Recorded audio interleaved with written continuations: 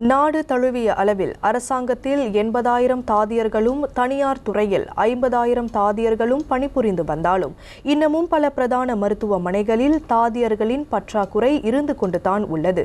அரசாங்கம் அல்லது பொது சேவை துறையில் பணியாற்ற விரும்பும் இந்திய இளைஞர்கள் ஆசிரியர் தொழிலுக்கு அடுத்தபடியாக தாதியர் துறையை தேர்ந்தெடுப்பது விவேகமானது என்கிறார் பேரா மாநில ஆட்சிக்குழு உறுப்பினர் டத்தோ ஆ. சிவனேசன். மருத்துவமனைகள்லேயும் சரி, அரசாங்க கிளினிக்லேயும் சரி, நம்மவர்கள் நிறையா இருந்தாங்க இந்த செவிலியர்களாக. ஆனால் இப்போ மிக மிக குறைஞ்சிக்கிட்டே போகுது. அதுக்கு அரசாங்க வேலை வேணும்னு கேட்குற நம்மவர்கள் இந்த மாதிரி துறையை தேர்ந்தெடுக்கணும். இது அவங்க இங்கே தான் வேலை செய்யணும்னு இல்லை. சில ஆண்டுகள் இங்கே பயிற்சி பெற்று வேலை செஞ்சுட்டு அனுபவம் பெற்றவொடனே வெளிநாட்டில் நல்ல சம்பளம் எடுக்கிறாங்க. அதே வேளையில் நாட்டின் நிபுணத்துவ மருத்துவர்களின் எண்ணிக்கையும் கணிசமாக குறைந்து வருவதால் அந்த இடத்தை பூர்த்தி செய்வதற்கும் அதிகமான மருத்துவர்கள் அரசாங்கத்திற்கு தேவைப்படுகிறார்கள். ஆனால் ஊதிய விகிதத்தை முன்னிறுத்தி அதிகமான நிபுணத்துவ மருத்துவர்கள் அரசாங்கத்தில் இணைவதற்கு தயக்கம் காட்டுவதாக அவர் கூறினார். சம்பள திட்டத்தை மாற்றுறதா இருந்தால் அல்லது அந்த ஸ்கீமை மாற்றுறதா இருந்தால் அது இரவில் நடப்பதில்லை. தனியார் துறைனா ஒரே ஒரு டைரக்டர் முடிவு எடுக்கலாம், நான் இவருக்கு இவ்வளோ சம்பளம் கொடுக்குறேன் அப்படின்ட்டு.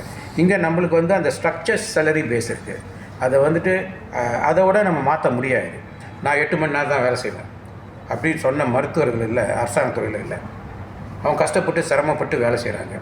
இருக்கிற ஸ்பெஷலிஸ்ட் மிக மிக சிரமப்பட்டு வேலை செய்கிறாங்க. ஆனால் சிலர் இருக்கிறாங்க, அவருக்கு அதிகமான சம்பளம் கொடுத்தோம் தனியார் துறையில் போக மாட்டேன், நான் அரசாங்கத்துறையில் தான் வேலை செய்வேன் என்று இருக்கிறவங்களும் இருக்காங்க.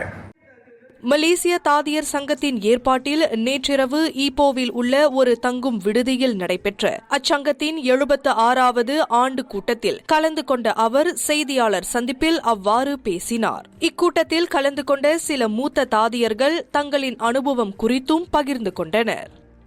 ஒரு தாதியாக இருக்கணும்னா அவங்களுக்கு குவாலிஃபிகேஷன் ஒரு பொறுமையாக, அமைதியாக, ஒரு நல்ல குணம் இருக்கிறவங்க தான் இந்த தொழிலுக்கு வர முடியும். இந்த குணம், அந்த பொறுமை இருந்தால் தான் இந்த தொழிலுக்கு வர முடியும். இன்னொன்று எப்போதும் ஒரு தாதியாக இருந்தால் நம்ம எப்போதும் கூட படிக்கணும். படித்து அந்த ஸ்கில் இருந்தால் தான் அந்த துறையில் கனகாலமாக இருக்க முடியும். இப்போ வர பிள்ளைங்க யார் வந்தாலும் நான் என்றைக்கு சொல்லுவேன், இது ஒரு professional job and very very humble and polite எல்லாமே இருக்குது. உங்களை ஒரு மோலாக பண்ணிடுவாங்க. உங்கள் very discipline, you are mould to become a good nurse. அதே மாதிரி நான் சொல்கிறேன், இப்போ எவ்வளோ பிள்ளைங்க இருக்கிறாங்க, நம்ம தமிழவங்க வேலை இல்லாமல் இருக்காங்க, படிச்சுட்டு வேலை போகலாம், அந்த வேலைக்கு போகலாம். ஆனால் இந்த நர்சிங்க்கு வந்தாங்கன்னா அவங்க ஃப்யூச்சர் சரியான பிரைட். இப்போ தாதியராக ஒன்று வேலை செய்யணுன்னா நம்ம சேவை மருத்துவம் நம்மளுக்கு ரொம்ப ரொம்ப முக்கியம். அந்த சேவை மருத்துவம் வச்சு தான் நம்ம சேவை செய்யணும். ஆனால் அந்த சேவைக்கு ஏற்ற ஊதியமும் நம்ம வாங்குவோம். ஆனால் ஊதியம் பெரிதில்லை, நம்ம சேவை தான் பெரிது. மக்களின் பல தரப்பட்ட மக்களை நம்ம அன்றாட சந்திப்போம். அவர்களுக்கு தேவையான உதவிகளை நம்மால் முடிந்த உதவிகள் நம்ம செய்வோம். இது நம்ம ஒரு புண்ணிய காரியமாக கூட ஏற்றுக்கலாம். நம்ம செய்கிற வேலை லிக்விட் பேப்பர் போட்டு அழிக்க முடியாது. ஒரு தவறுனா தவறு. ஸோ அந்த தவறு செய்யாமல் இருக்கணும். அதை பேஷண்ட்டை நம்ம ஃபேமிலியாக தான் பார்க்கணும். இந்நேரம் அது நம்ம அப்பாவா அம்மாவா எப்படி பார்ப்போம், அதே மாதிரி தான் எல்லாத்தையும் பார்க்கணும்.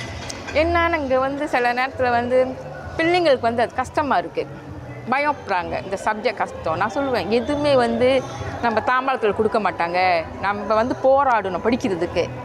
எந்த ஒரு புழுவாங்க கொடுத்தாலும் அதை நம்ம சொந்தமாக பவுச்சுக்கணும். பேரண்ட்ஸோட ஃபோர்ஸ்னால தான் பூந்தேன் நர்சிங் கேரியர். ஆனால் எனக்கு கொஞ்சம் கூட விருப்பம் இல்லை போகிறதுக்கு. ஆனால் பூந்து கொஞ்ச நாளில் அந்த என்ன சொல்லுவாங்க, என்னோடய லெக்சரர் என்கிட்ட ஒரு வார்த்தை சொன்னாங்க, எல்லா தாதியர் எல்லாத்தினாலையும் முடியாது, it is a God calling. இன்ன வரைக்கும் அந்த ஓட்டை நானும் அது ஒரு தெய்வ வாக்காக வச்சுக்கிட்டு இருக்கேன். நாடு தழுவிய அளவிலிருந்து சுமார் 1200க்கும் மேற்பட்ட முன்னாள் இந்நாள் தாதியர்கள் இக்கூட்டத்தில் கலந்து சிறப்பித்தனர்.